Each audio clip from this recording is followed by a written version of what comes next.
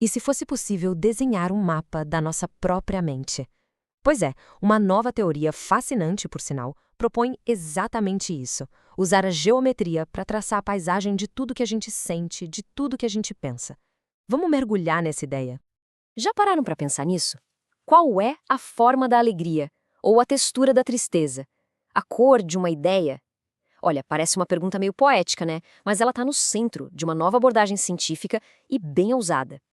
Um artigo de pesquisa de novembro de 2025, do pesquisador Eric Reis, não só faz essa pergunta, como também propõe uma resposta. A chave, segundo ele, está em usar a linguagem da matemática para criar um verdadeiro atlas do nosso mundo interior. Isso nos leva direto para o primeiro conceito central, a tal da hipótese do manifold fenomenal. Pense nisso como a criação de um mapa bem detalhado para cada experiência que a gente pode ter. A ideia principal é a seguinte: cada experiência consciente, seja ver uma cor específica ou sentir uma emoção, é um ponto único num mapa geométrico. E os cientistas chamam esse mapa de manifold fenomenal.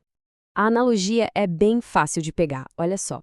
Assim como uma cidade tem coordenadas num mapa mundi, a experiência de ver a cor vermelha, por exemplo, tem a sua própria localização nesse mapa da consciência.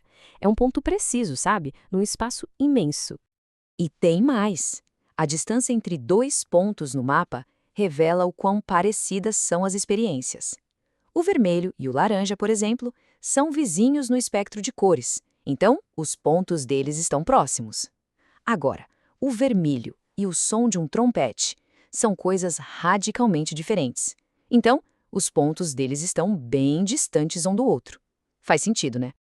Ok, mas o que determina a geografia desse mapa? O que cria as montanhas, os vales, as planícies da nossa mente?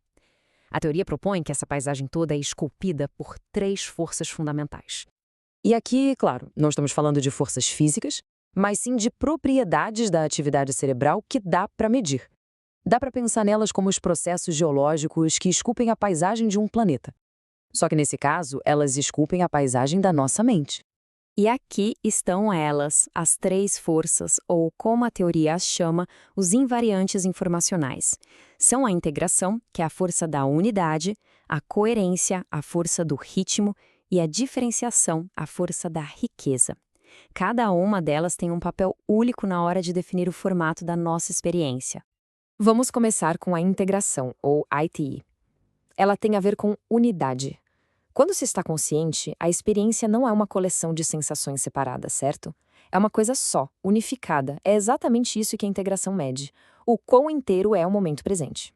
Depois, temos a coerência, chamada de gama. A analogia aqui é perfeita, uma orquestra. Quando todos os músicos tocam no mesmo ritmo, a música soa coerente, uníssona.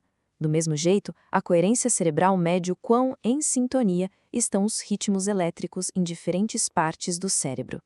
E por último, a diferenciação, ou delta. Essa aqui é a medida da riqueza, da complexidade. Um cérebro com alta diferenciação é como uma biblioteca com milhões de livros diferentes. Ele tem um repertório gigantesco de estados possíveis que pode acessar a qualquer momento. Certo, então já temos o nosso mapa e as 3 forças que moldam ele. Agora vem a parte mais legal.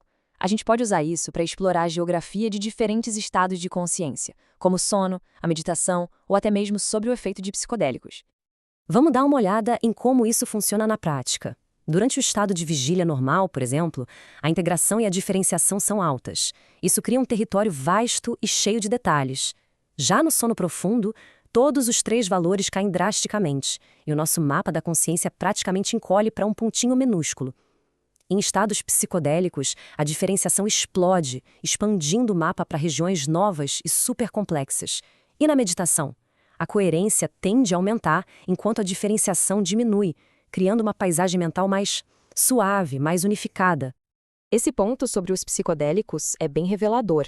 A teoria prevê que essas experiências não apenas adicionam sensações novas, mas elas literalmente expandem e distorcem a própria geometria da consciência. O mapa mental fica muito maior e mais complexo. Bom, tudo isso é uma metáfora incrível, mas será que é ciência de verdade? Uma boa teoria científica precisa ser testável. Vamos ver como a hipótese do manifold fenomenal se sai nesse quesito. E o ponto crucial é este.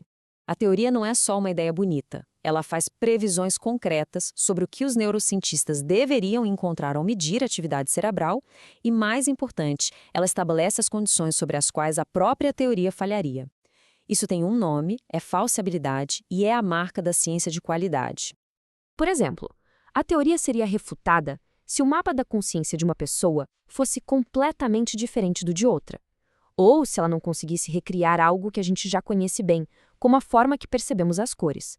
Ou ainda, se os três ingredientes, na verdade, não fossem independentes. Essa abertura para estar errada é o que a torna tão forte. Então, vamos supor que a teoria se sustente. Por que esse mapa importa, afinal? Bom, as implicações são enormes e vão muito além do laboratório. Podem afetar áreas cruciais como a medicina e a tecnologia. Imaginem poder medir objetivamente o nível de consciência de um paciente em coma, ou garantir que um paciente sob anestesia não tenha nenhuma consciência do que está acontecendo.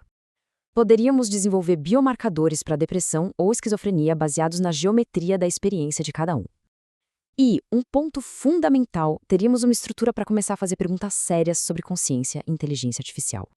Isso tudo nos deixa com uma última pergunta.